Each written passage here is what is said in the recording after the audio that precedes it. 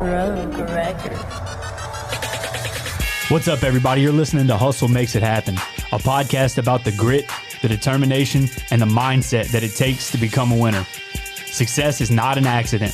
It lives outside your comfort zone, in the trenches, where excuses are met by brick walls. So strap in, tighten up, and let's get ready to hustle.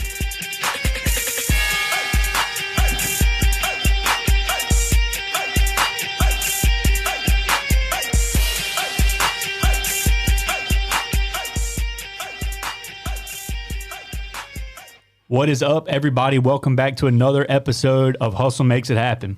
Before we get started, I need to remind you guys that if you want to help us grow, we need you to share the show, okay? I cannot understate how important that is. If you're going to help us grow, we need you to share the show. If you get some value out of it, if you learn some lessons that you can apply to your own life, if it motivates you to do better and to catch that next gear and to move forward with your life, please share the show with your friends, help us spread the word, and get to as many people as we can.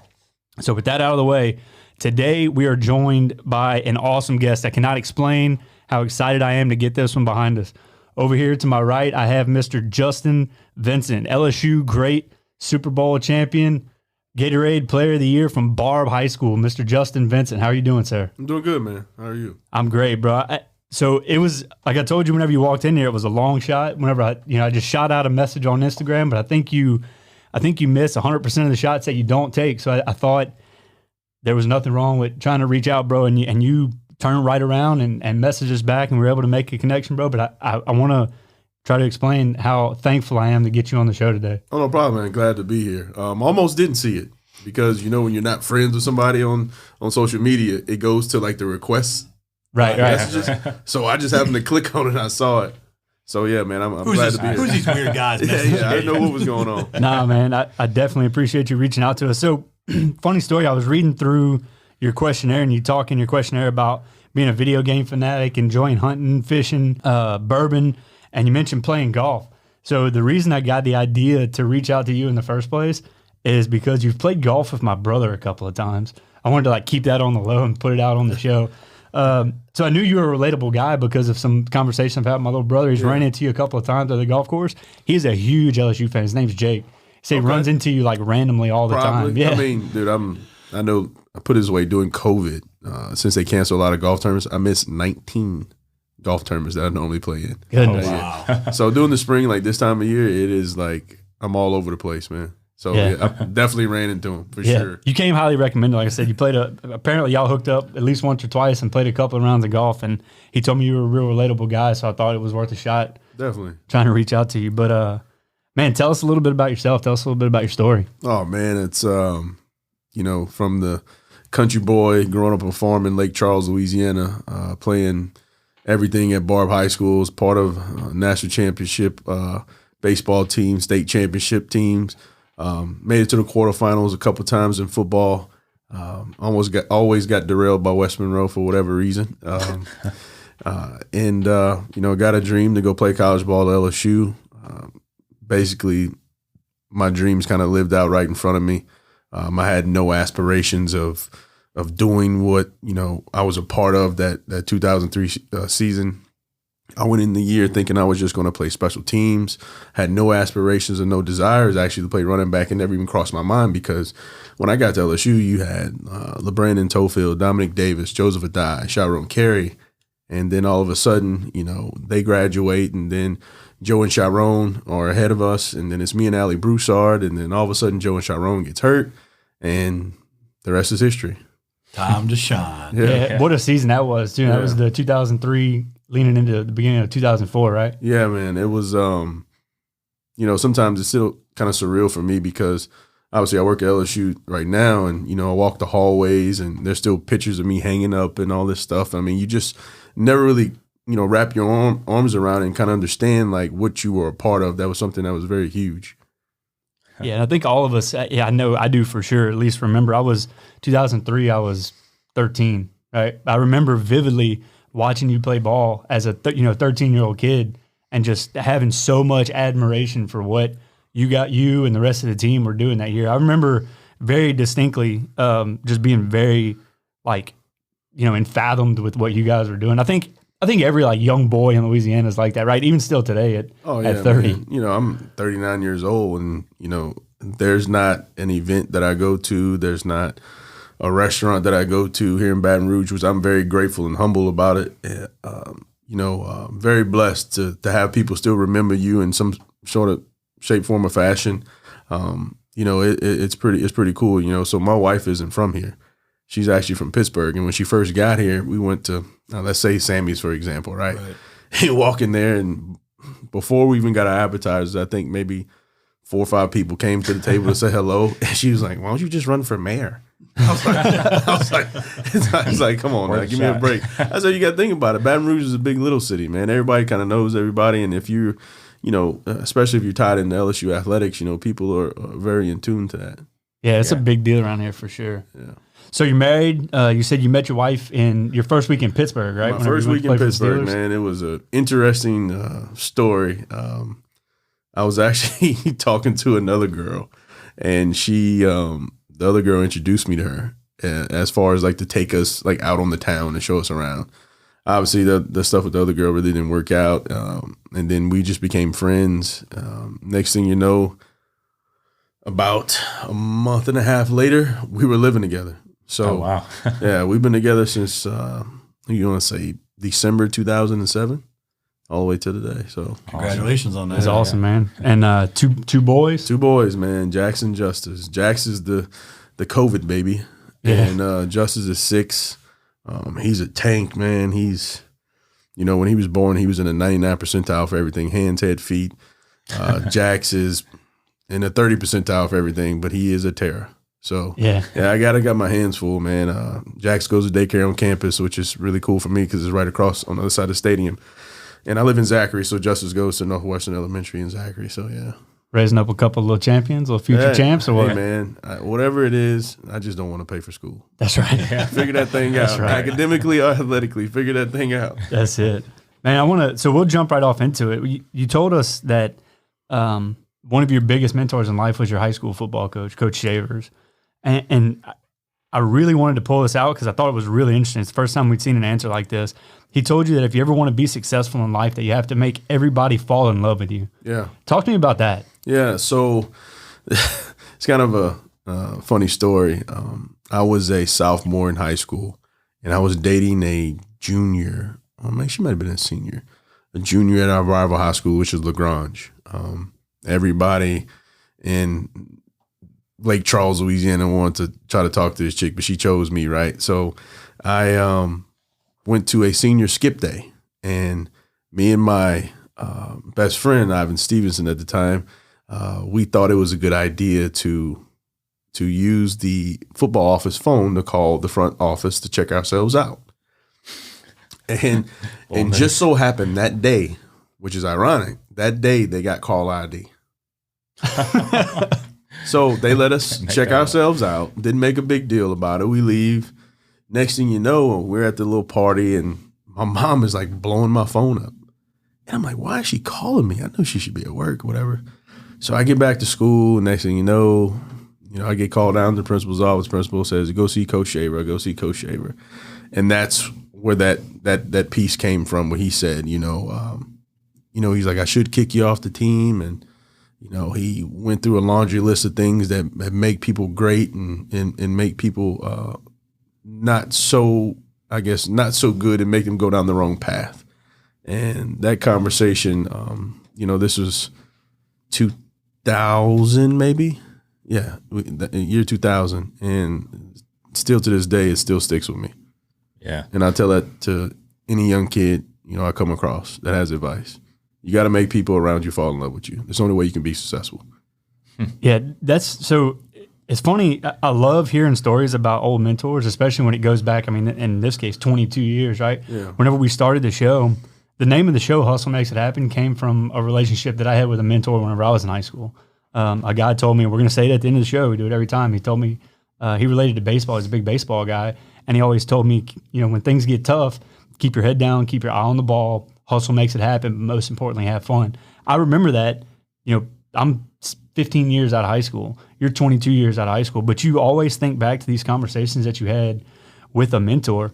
But to his point, I think it's a really interesting point because he's telling you, or at least what I think he's telling you, and you can clarify for me, is that if you're going to be successful, if you're going to be great in life, you can't do things that are going to disappoint people. And that's you had done that day. Yep. You had disappointed him. You had let your family down. You had let people that are rooting for you down.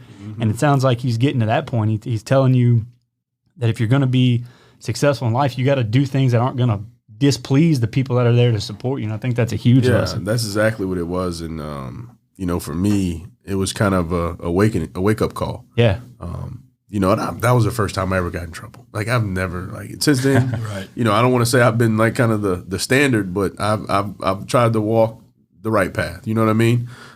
But yeah, that as far as athletically and in my day-to-day life, that is 100% what I go by. Nice.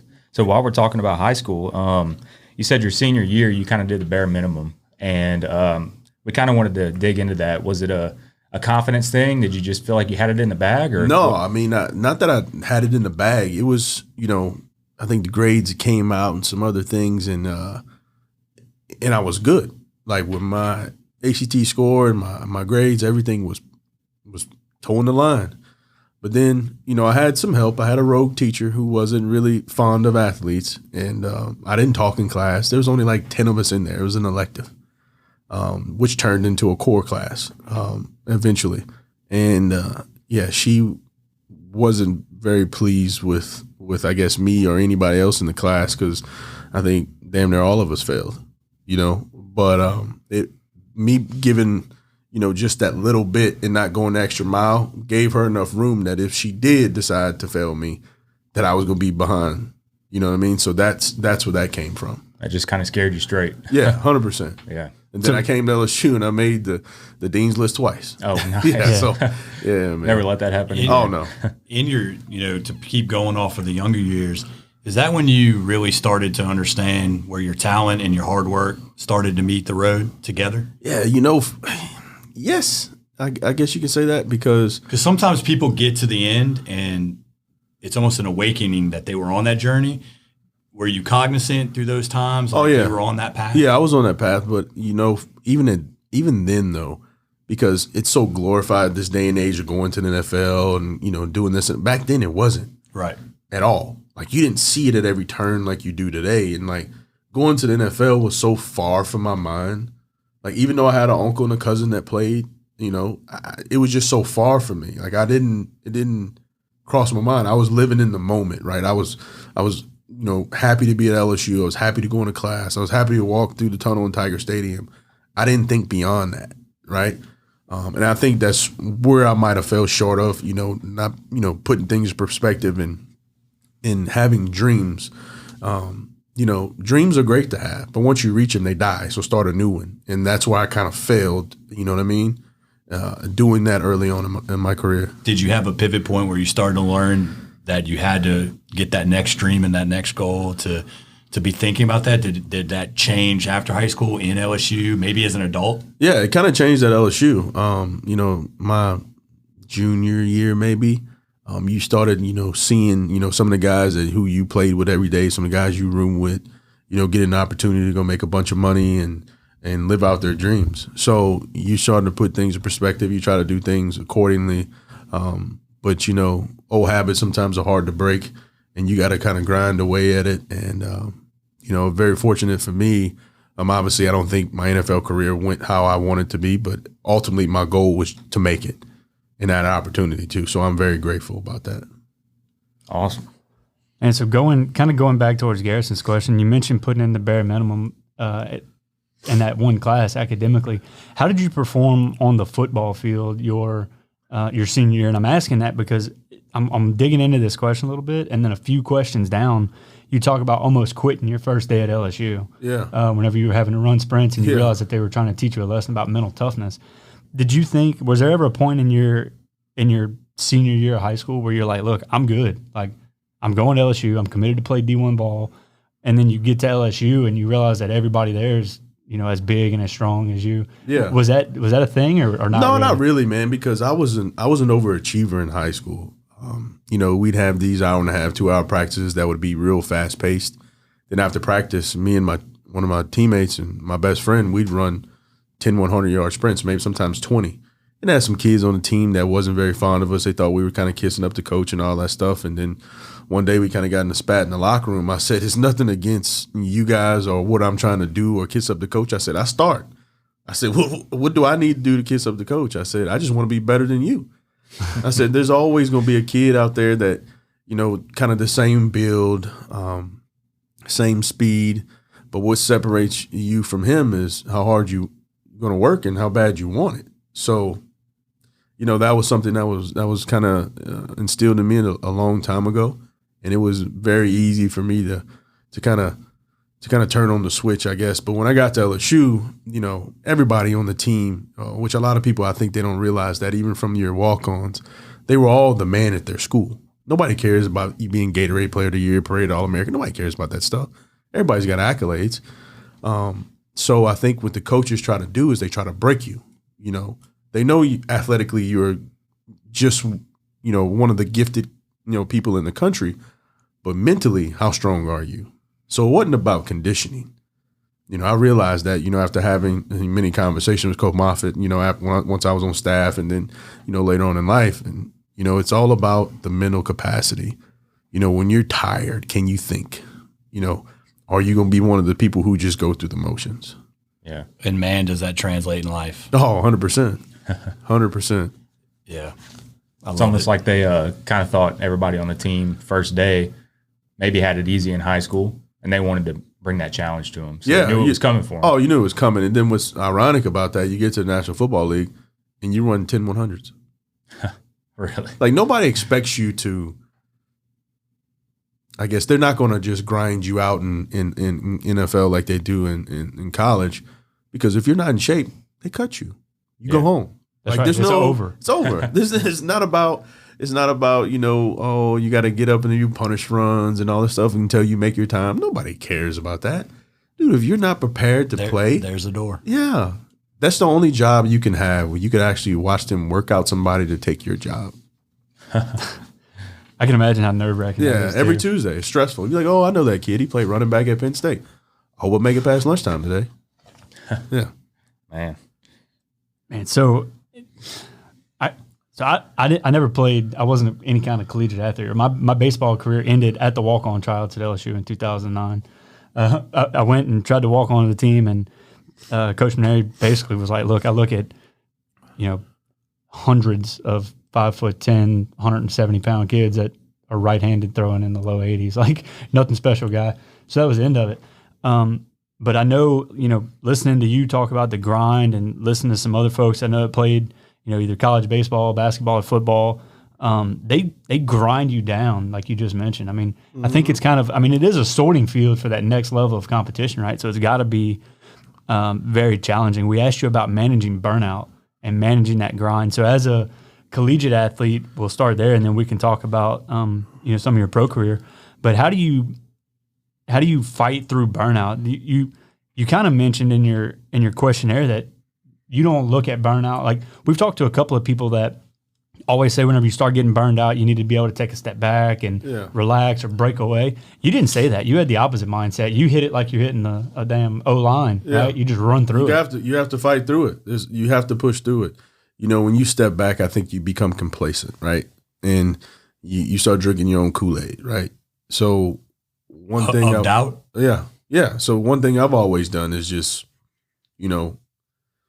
nothing can be harder than yourself. Like, right, the harder you make it on yourself. So just fight through it. It's not like you're not going to better sleep in your bed tonight. It's not like you better, go watch some TV or go see your friends or do whatever it is. It's just hard for this moment. Yeah. Right? It's all going to pass. Christmas comes around every year. It's all going to pass, man. Life is about obstacles, man. Adversity is the test of time, and everybody is going to go through it in some form or fashion in their life, whether athletically or just in life in general. It's all about what you do with it. Sometimes it'll break you. Sometimes it'll make you better. Yeah.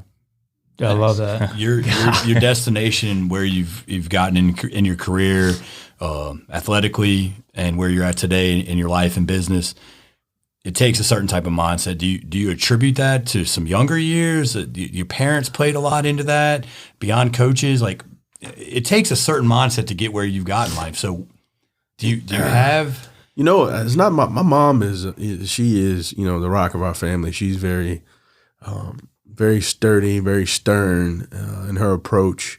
My dad is the same way, but he doesn't really talk that much. He's quiet. You know, he looks at me and I know what he's thinking. You know what I mean? So I've always just grinded it out. You know, you watch so much, you know, growing up, whether it's on TV, the movies, or you may have somebody in your life that you can kind of revisit in your mind and see how they went through things and say, hey, well, if that's me, I'd do the same thing, or hey, I may do it differently. But I've always been a fighter. Like I would never crawl down in the corner and put myself or have the poor me's. That's not how I operate at all. And I won't let my kids operate that way either. Yeah. Love it. Awesome. Something I wanted to ask you about is you mentioned being motivated by people. That's something that kind of keeps you going whenever you're feeling like tough times. And I like that you said that. Being inspired by people seeing you in restaurants and around town, that kind of what gets you going. Yeah, you know, I mean, and I don't want to say that's just like kind of all up wrapped up in one. It's a lot of different things, but you know, say I am feeling down, right? Say something in my life isn't going, you know, how I think it should be going. You know, it could always be worse.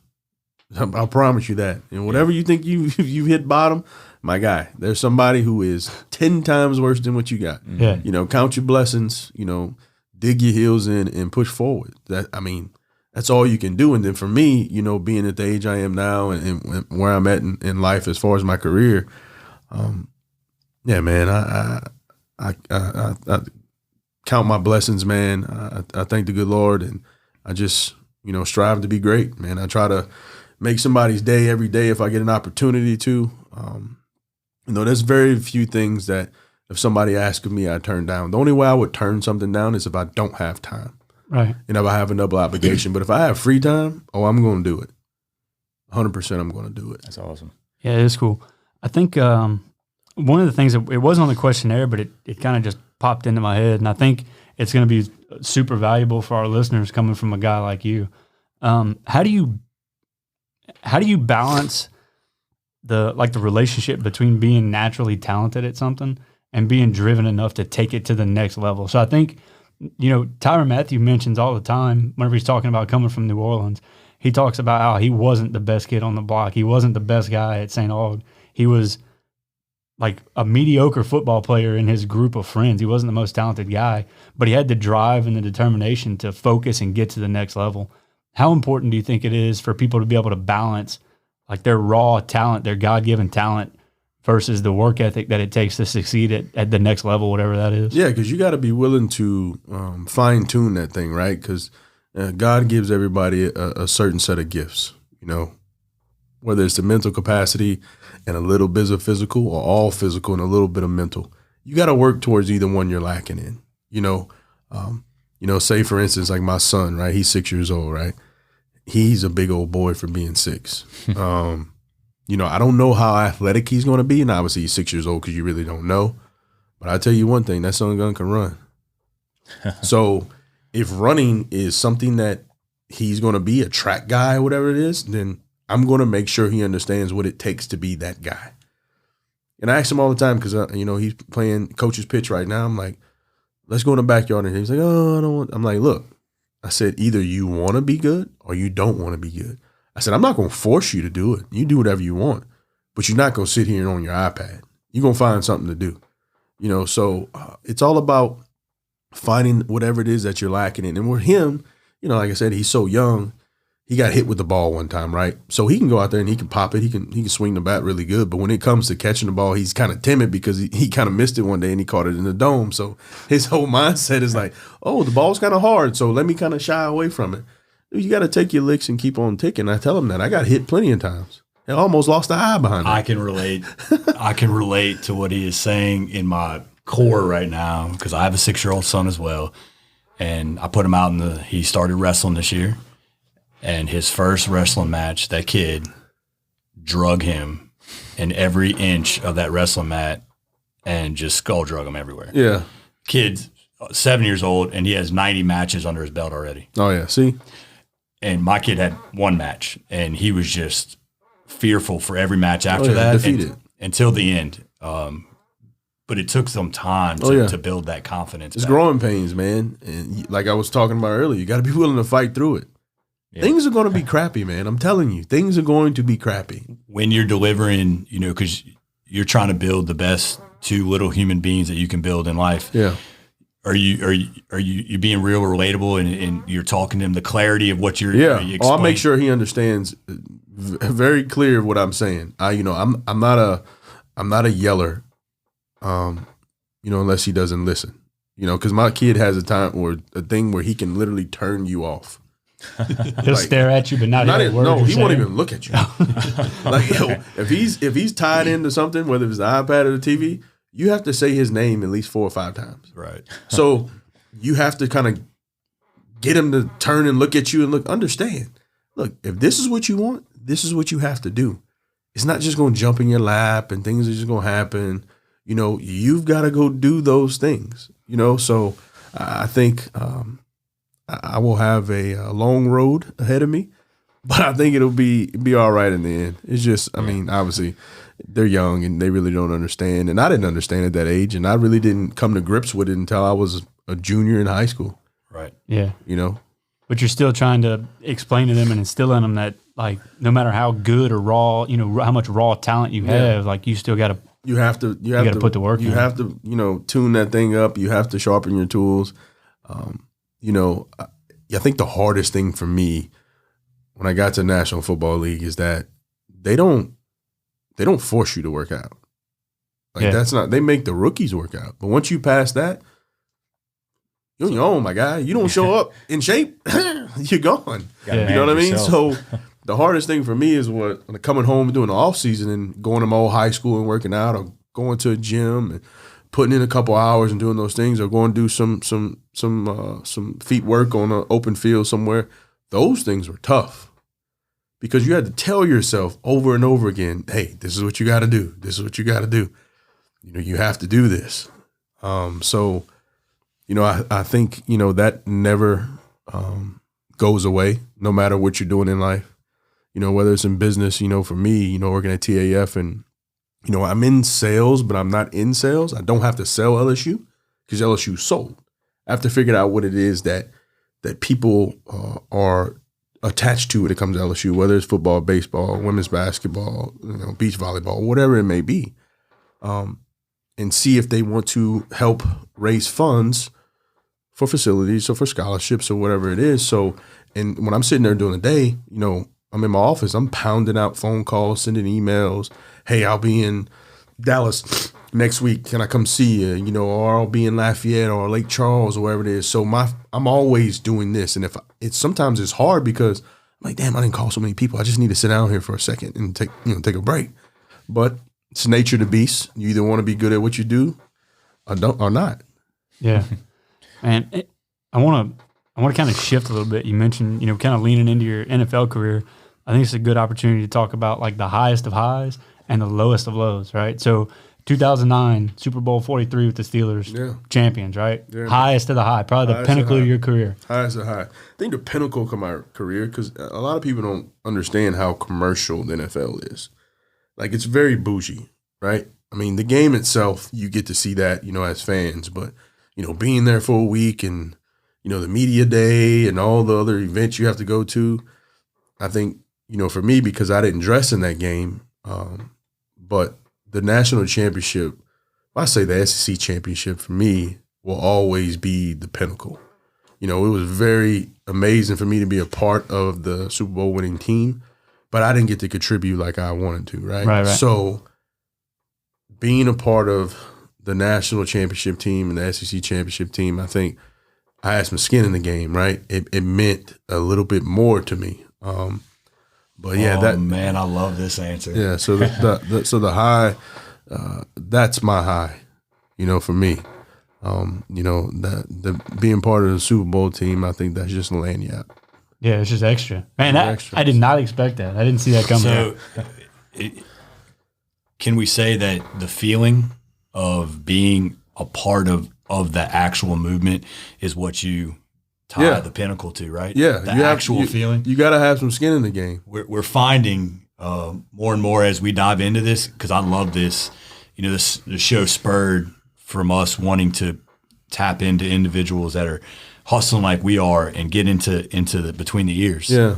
And I'm starting to feel and see a lot of people are attached to the actual feeling instead of maybe not necessarily maybe an end result somewhere else. Yeah. That's, I can, whether it's from concussions or just whatever, there's certain things I don't remember. And it's kind of funny sometimes when I'm talking to people and they'll say, hey, you remember blah, blah, blah, or how many yards did you have? I'm like, man, you know better than me. 12. I just know we won. 112. Yeah. I just know we won. So, I remember certain, different little events that happened in the game, significant points, but that was, for me, SC championship. And I remember it vividly because pregame, because the first time we played Georgia, I didn't play. I played special teams because Joe and Sharon were playing. Had a couple special teams tackle. Almost made a guy fumble, Orlando Gary. I'll never forget that. And then when we played in the SC championship game, I started. So we're warming up in the end zone. And our backs were against like the Georgia, I guess, student section, some fans, and it was the band.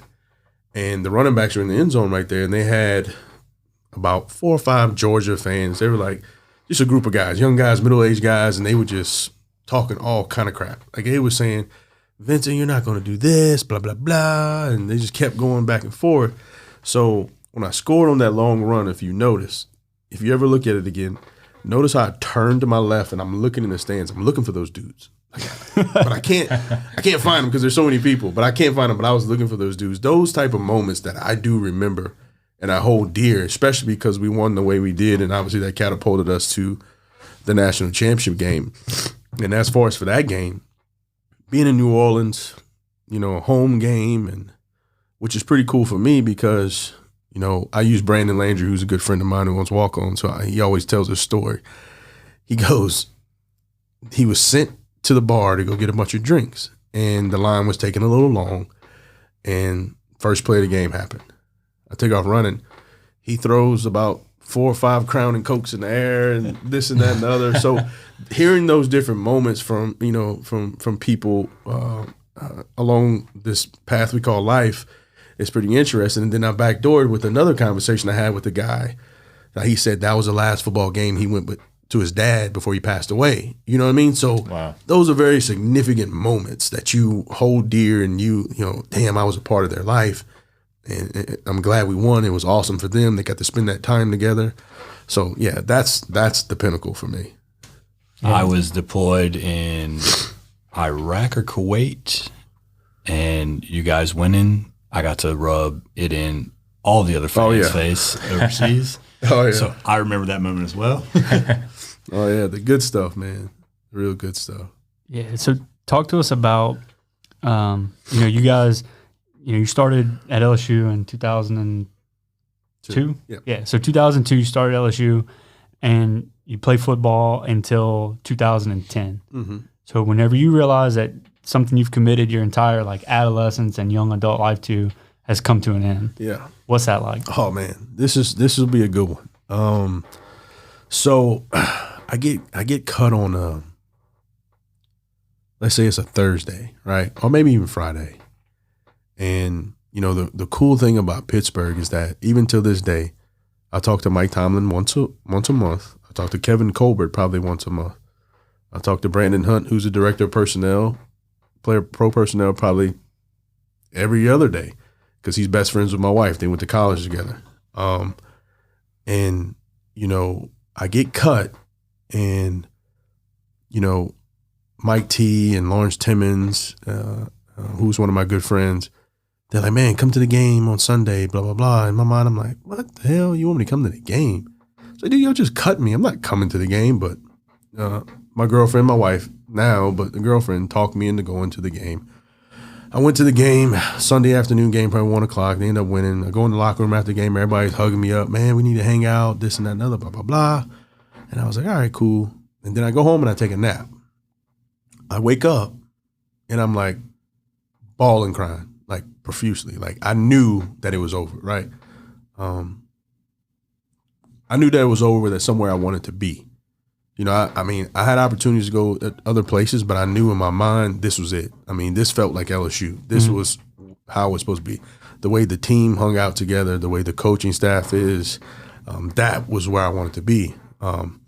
Woke up crying. It was about 10, 13 degrees outside. I had shorts and a T-shirt on. My girlfriend sitting on the couch. She's like blabbing in the background, talking about, oh, we need to talk. You know, you're very distant and all this other stuff. And I had been home for like a couple of days already, and I was just in a bad way, right? So I called my uncle, who's a pastor. We go out. I go outside, no shoes on, just shorts and a T-shirt. It's cold as all get out, and I can barely talk to him. I'm crying so much, and he just starts praying over the phone. We start praying together. And then all of a sudden, I just felt like a blanket of calmness just came over my body, right? You know, I was prepared for the next chapter in my life, but I wasn't ready to start it, right? I had a plan in place. I was coming back to school. I was going to finish my degree. I was going to start working on my master's. I had a whole plan. But like I said, I wasn't ready for it to start. So my conversation with him was just one of peace, right? Like you've done what you can. You know, sometimes good things do come to an end. None of relationships are broken. Nothing was left on hard terms. You know, Coach Tomlin comes in to Baton Rouge once a year for Pro Day. We go to dinner together. Like he wants to go to Pyran's. He thinks that's the only restaurant in Baton Rouge for whatever reason. It's a good one. Yeah. And then he wants to go to Dorothy's Soul Food Kitchen on Gardere before he leaves. That is and that is it. So, I mean, you know, and I was almost hired by them 5 years ago to be their director of player engagement and the assistant special teams coach. It came down between me and a guy named Terry Cousins, who's a big-time ball player at South Carolina, played in the National Football League for a long time. And the Rooneys thought that I was too young because I was doing that at LSU, but they felt that I was too young, so they went with Terry. No hard feelings. You know, the best thing about playing in Pittsburgh is that whether I'm Ben Roethlisberger or I'm Justin Vincent, when I walk into the building, we're all pro. Yeah. They roll out the red carpet. You and your family, whoever it is, they treat you like gold. And I think that's just a testament of why they've been so successful, because it just feels right? They do right by people. You know, so, but yeah, that was something for me, like a dark place. And it was crazy because my brother got married like a couple years later, and obviously I'm the best man in his wedding. I'm talking at the wedding, and I brought that up, and everybody started crying. My brother started crying because he was the one who I talked to second after my uncle. But yeah, man, that was a breaking point for me. But like I said, I had a plan. I just wasn't ready to enact on it at the time. Yeah. It was a wake up call for me, and I knew football wasn't the end, the begin to all, but like you said, it was a part of my life forever. You know, I started playing in 6th grade. You know, I thought I was going to be a cowboy before that. You know, I calf roped for, I think, 6 or 7 years before I started playing football. So I thought that's what was going to happen. And then, yeah, man, it just kind of catapulted me to where I am today. So everything, like, it kind of came full circle for me. You were a young man, too, when that happened. I mean, I'm not great at math, so I might get this wrong, but I'm just like rough math and like 27. Yeah, I was 26, 27. Yeah. So you're 27 when that happens, and I know, at least for myself, like I'm not a whole lot older than that, but just in the last like 4 or 5 years, I've done a ton of like personal growth and had a lot of personal development. I don't know how at 27, if you're, you know, looking back at 27, I guess, if my life would have been completely derailed at 27, I'm not sure I would have been able to maintain the focus. Like having a plan was great, but you had to maintain the focus to go after that plan and to execute that plan. Yeah. Because that could have been a huge turning point for you, right? You could have. In a bad way. Yeah. Went out at 27 and been like, it's over. So I got cut like in, let's say October, or late September, maybe mid-September. And from that point on, I didn't get a haircut or I didn't shave my face. I didn't go see my barber, Vic, who I hold dearly in Pittsburgh. Every time I'm in Pittsburgh, I still go to him. You know, his aunt, Miss Deb, she works to the register at the barbershop. Like, you know, they thought something was severely wrong to me because I was in there once a week. And I showed up to Lake Charles. I didn't ship my truck home. I drove it home with all my stuff in it. And I pulled up to my house, and my mom was like, you need to go take a shower. You need to get it together. You're going to be fine, and you need to go get a damn haircut. You know what I mean? My beard was like this. Like, I didn't do anything. Boy, go fix yourself. Yeah, go fix yourself. Get it together, my guy. Yeah. So, but yeah, it was, I don't want to say it was tough because it really wasn't, just because, all right, yeah, I have a plan, but acting on it, and I think going to school, I think I was more afraid of going back to school than anything. And it was just because, I mean, hell, to a certain point where I'm thinking so crazy, like, maybe I don't remember how to study. Like, what is this? Like, I was thinking about, like, dumb stuff, like stuff that didn't have, any bearing to it. Like, yeah.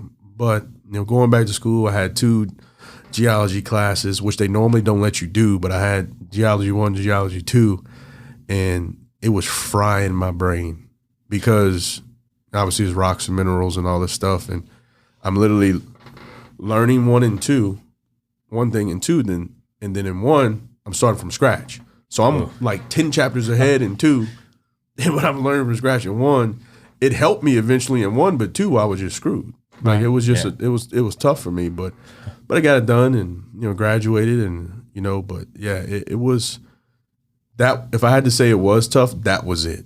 Like, just thinking about going back to class, finding somewhere to stay, calling the academic center, making sure my catalog didn't change and I had more classes instead of just 2. I think that was what I was more worried about than anything, because a lot of people, when they leave school early, they don't realize that if you don't graduate, sometimes the curriculum changes a little bit. They may add some, they may take some. Mm-hmm. And I was like, I didn't want to be like, I forgot what one of my teammates, he told me they added like 15 more hours to his deal, and he left and he only had like six hours left. Oh man, that's devastating. Yeah. I can attest. It's hard to go back to school as an adult when you've been out of it for a while. I'm in school right now, and it's difficult to get back. Yeah, because you have a life, and I tell, and it kind of goes hand in hand, because I tell a lot of our younger guys that played at LSU that I had an opportunity to coach. If you want to get into coaching, like, you got to do it as soon as ball is done. You can't go do like me and have a whole lifestyle and try to come back, because your free time is non-existent. It is gone. Every time somebody would call you, go, hey, man, you want to go play golf? Or, hey, man, you want to go Crawford's ball? I'm at work. They're like, man, it's Sunday at 1 o'clock. What are you doing? I'm like, hoping they don't call a meeting about the meeting we're going to have, okay? So that's what I'm doing. But yeah, that was just a big adjustment for me. But once I graduated, you want to talk about a weight lifted? I mean, this was better than getting cut, like, and realizing that I can do it. Like, it was one of them, I'm free. Now I got to figure out what I'm going to do. Yeah. Yeah.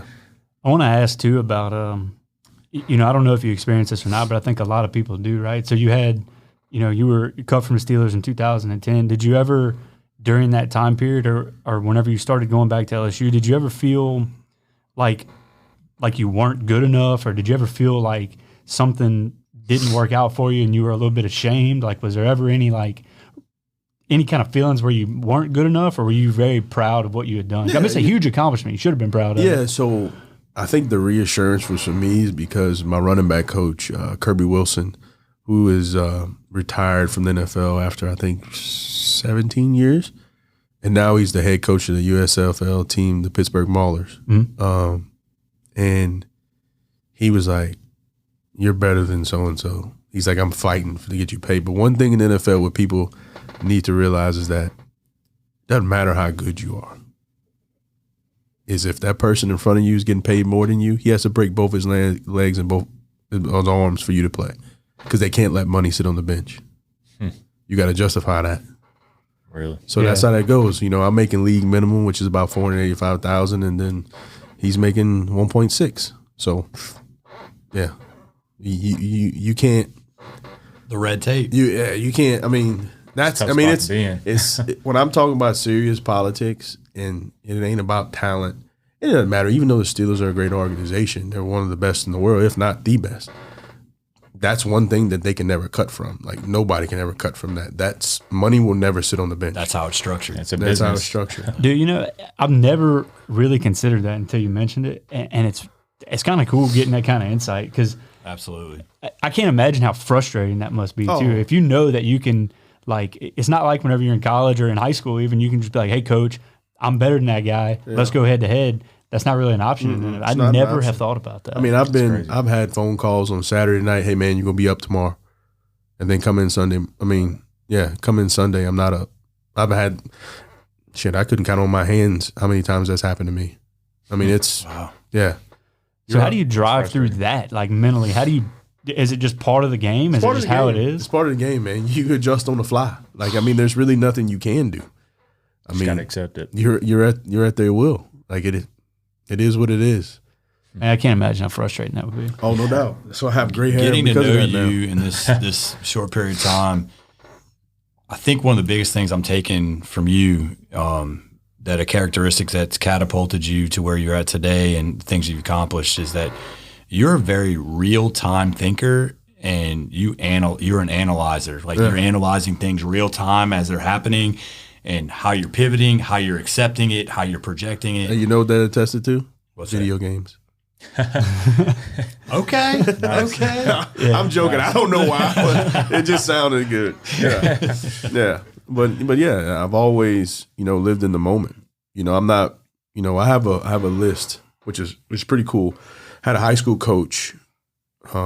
He was my, South Lake Charles Little League coach, but his son played with us, but he was also a pastor.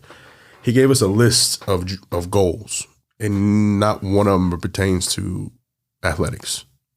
It's just life stuff. I had that laminated, and I still have it today, and I've only checked one off. Wow. And I try to live right now, and I mean, it's just one of those things where it's kind of hard. I don't want to say hard to achieve them, but there's so much going on in life that you can't possibly just go down the list like that. It has to be a process. Yeah. One thing I love about the fact that we started doing the show is we get to hear from so many different types of people. And we're learning that some people are very structured in their path to success. Some people are very fluid, like you and your path to success. I mean, you kind of take things as they come. There are some people, and I think I'm one of these people, that like I'll write things down and try to make a plan to accomplish those things. That never and works. when my plan gets derailed, it's over with. Never You know what works, I mean? man. If I write down stuff, it's by accident. Yeah, he's the exact opposite of it, which I think is why we get along well. Yeah. But I think there's some value to trying to create a plan, right? It gives you kind of I'll give you some structure. Gives you a I think- structure. I think everybody needs structure. Right. But if you think you're about to write 1 through 10 and go like that, my man, it don't work like that. Yeah. No, and I'm learning that, like, just as life is progressing, I'm learning that. But Yeah. I love hearing from different people. Like, there are people in life that works great for. I mean, I think their goals when they do that are a lot more focused. Like, they'll write down very short-term goals so they can stack up series of wins. Yeah. But I love hearing about people that just kind of roll with the punches and try to make the best out of every situation. You have to, because like you just said, if you make a plan, you jot them down, like say 1 through 10 or A, B, C, D, F, G, whatever it is, and one falls by the wayside or you come up short, then you kind of screw yourself. You're like, you start having those doubts. You start giving the poor me's. Yeah, I refuse. Like, when I tell you I was down a dark path when I got cut, like I think I gave you a glimpse, but it was bad, right? Yeah. People talk about depression. I've done it for the NFLPA, me and a couple other players, and that's real. Like, that is realer than us sitting here today.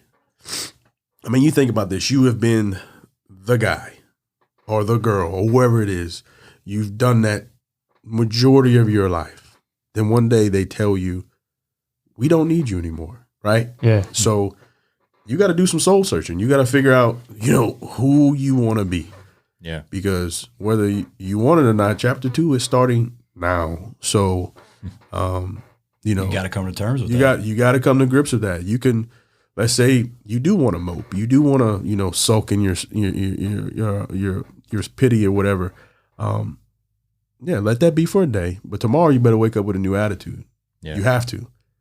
You have to. I'm not saying don't go through the emotions. Don't feel that defeat or anything. Because I think everybody needs to feel those emotions. Because if you ride like this your whole life, you hit it one time, you're done forever. Yeah. Mm-hmm. It needs to be up and down. Yeah. It needs to be a ebb and flow. Like, it needs some give and take. We're learning that day by day. Gotta learn how to recover. Yeah. Yeah, we see it in our own business. Like it's a roller coaster. Some days we have the best of days, the highest of highs, and the next day we're like full blown panic. Like, now, mind you this. So I know this is totally off key.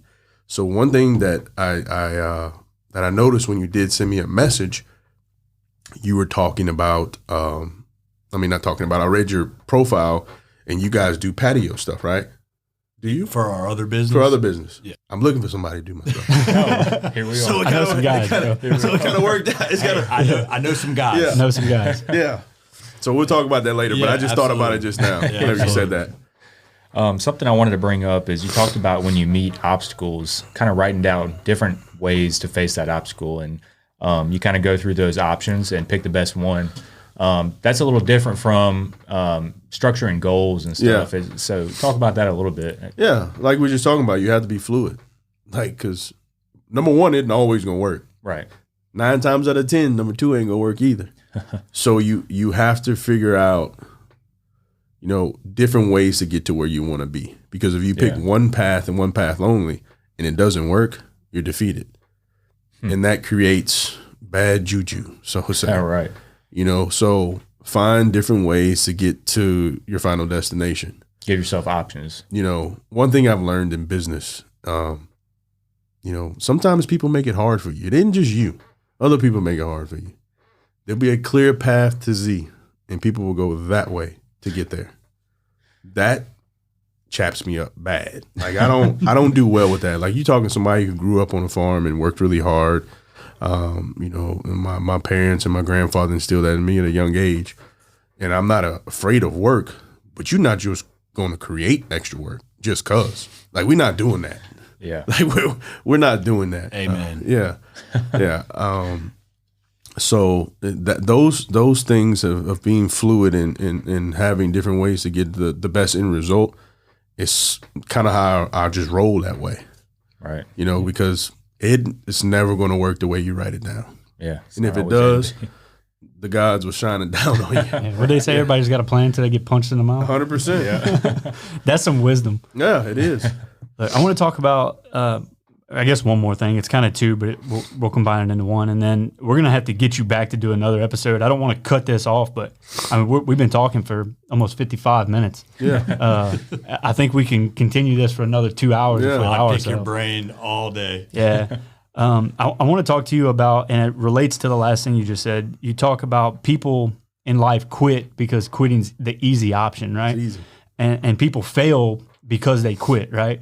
You talk in your questionnaire about failure motivating you more than anything else, that you have this refuse to fail mindset. Does that directly correlate to a refuse to quit mindset? Yeah, because it's you have to answer for those things, right? Yeah. So a lot of times people, let's say for instance, like you said, everybody's got a plan until you get punched in the mouth. You want to talk crazy and you want to be all brash and all that stuff, and then you get hit in the mouth and things change.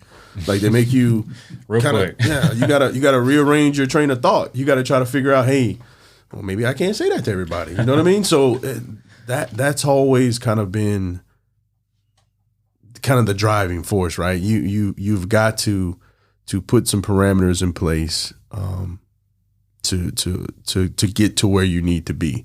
Now those things, some things just happen and some things don't. Like I said earlier about the way I just live my life is that I start every day like I didn't have nothing to do yesterday, because I try to finish what I did today. You know what I mean? So, and when it comes to quitting, that is like the worst for me. Not an option. Oh my gosh, man. From my kids to my friends. And I'm being very petty right now, very childish, especially when I'm talking about my friends. I'm talking about when we're playing video games. And things aren't going right. You're like, oh man, I'm cutting the game off tonight. I'm like, how old are you? Why you quitting? Yeah, I'm taking my ball. I'm like, what is this? I said, we do this for our peace. Like, this is at night after the kids go to bed. We sit here and we just kind of catch up and we're just playing around. I said, and you are that emotionally attached to this video game, my guy. You maybe you do need to stop playing. Yeah. You know what I mean? So that I don't know, man. I I try to find the best things out of life. Because like I said, I've been to the darkest of the darkest moments. But I've also seen the light. So, if you could find the happy medium where you could always keep your eye on the light, you'll be fine. Yeah. Bro, I love it. That was good. That was better than I could have imagined it was going to be. Yes. And like I said, I think we have a whole nother, hour or two of stuff to talk about. So we're going to have to do some follow-ups later on. Yeah, man. Just let me know. Justin, Definitely. thank you more than you can realize, man. Being in your presence and knowing who you are and who you are, the community, and what you've done for the area, it's blessed, man. Thank you very much for coming in. Thanks for having me. Yeah. Garrison? I don't have anything else, man. That was awesome. Appreciate Look forward it, to man. having you back. Definitely. Any final thoughts? That's it, man. Strive to be your best. Fight the good fight. Somebody's always got it worse. And also, how bad do you want it? Yeah. Love it. Love it. My God, what an episode. Guys, that's it, man. That's another episode of Hustle Makes It Happen. LSU legend Justin Vincent sitting right here with us. If you like the content, I'm going to say it again. If you like the content, share the show with your friends. It's the only way we're going to continue or be able to continue bringing these guests in and bringing you this content. We need your help. Share the show. Go to our social media pages. They're all linked in the video description on YouTube. They're linked in the podcast description on whatever podcast platform you're listening on. All our social media links are in the video description and in the podcast description. So go to our social media pages, Instagram, TikTok, Facebook, Twitter, whatever. Give us a follow. Go to your favorite podcast platform and subscribe to the show. We drop episodes every Tuesday at midnight. So when you wake up and you're on your way to work or on your way to school or whatever, on Tuesday morning, you're going to get a notification from Hustle Makes It Happen, the podcast. Every Tuesday at midnight, we're dropping shows. Subscribe, you'll get the notification. We need your help. Share the show. Guys, that's it. Join us next week. We're going to have another awesome one lined up for you. Always remember, keep your head down, keep your eye on the ball. Hustle makes it happen, but most importantly, have fun.